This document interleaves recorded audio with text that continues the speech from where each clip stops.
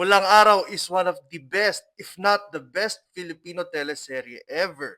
Although the series is not perfect, but it is still a great show, filled with heartbreak, emotions, great acting performances, and intense moments. I was amazed on how unpredictable some of the scenes were. I watched it on Netflix so I can watch it early, exactly 8 p.m. It is set in the Philippines during World War II, where the Japanese invaded the country. This made me more interested about the history of these events. Here are my recommended movies and TV shows like Pulang Araw. Number 1, Markova.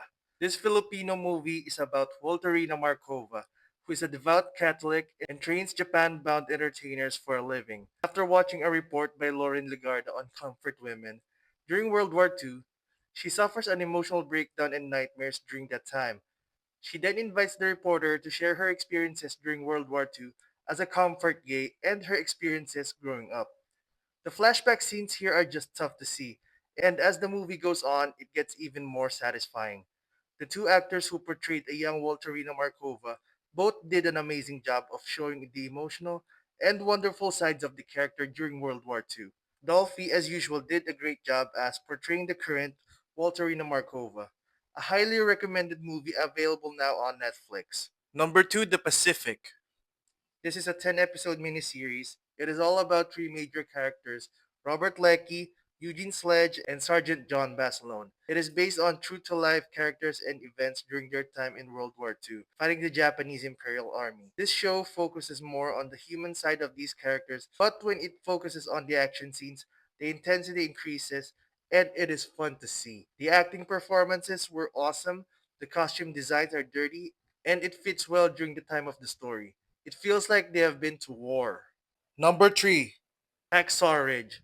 This movie is about the true story of Private First Class Desmond Doss, a medic who won the Medal of Honor without firing a single shot during World War II because of his religious beliefs. His comrades ridiculed him because of this, until he earned their respect and adoration for his bravery and selflessness by risking his life to save 75 men, or maybe even more, in the Battle of Okinawa. Fun fact about this movie: the director of this movie, Mel Gibson, toned down the heroism of Desmond Doss because he felt audiences would find it too hard to believe. After taking the brunt of a grenade blast to save his fellow soldiers on Okinawa during World War II, Desmond Doss was left with 17 pieces of shrapnel stuck in him, an injury that's shown in the movie. He waited for 5 hours until fellow soldier Ralph Baker was able to reach him.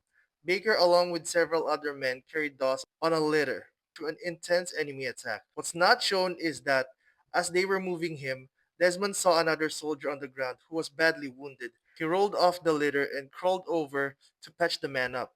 Desmond gave up his litter to the man while waiting for help to come back. Desmond was wounded again, this time by a sniper's bullet that shattered his left arm. He fashioned a splint out of a rifle stock and crawled the remaining 300 yards under fire, eventually reaching the safety of an aid station. He was transported to the hospital ship Mercy. That's what I'm talking about! That's why he's the MVP! That's why he's the GOAT!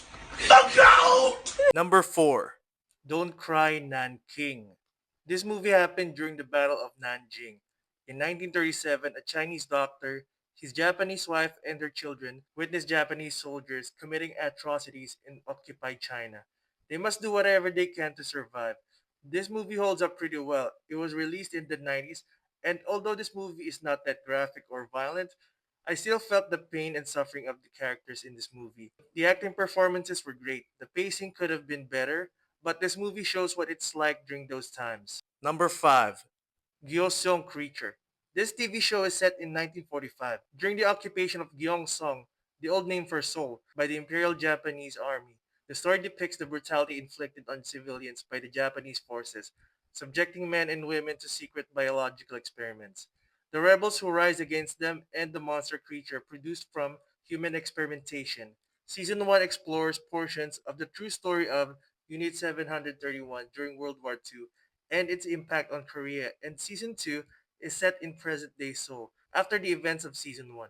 What is surprising to me at first is that the fight scenes are amazing. The acting performances of all the cast are amazing. The supporting characters are very likable. Park Seo-joon and Han Soo-hee's chemistry is one of the main attractions of this show, and it complements the differences of their characters. Hansuhi has done a lot of action scenes here and she did a great job. This show has action, romance, fantasy, and a little bit of fiction. Number 6. City of Life and Death. This movie takes place during the Battle of Nanjing. The survivors must do whatever they can to survive during these horrible times. This movie shows the horrors and atrocities committed by the Japanese Imperial Army. It is one of the most terrible events in history. This movie shows the pain and suffering of the victims. It also shows here that not all Japanese soldiers during this time are evil. For some people who are not used to watching this type of movie, will think this movie is too brutal to watch. And for those people who are used to watching these types of movies and who knew the history behind these events, will think that this movie is toned down. Stay tuned for part 2.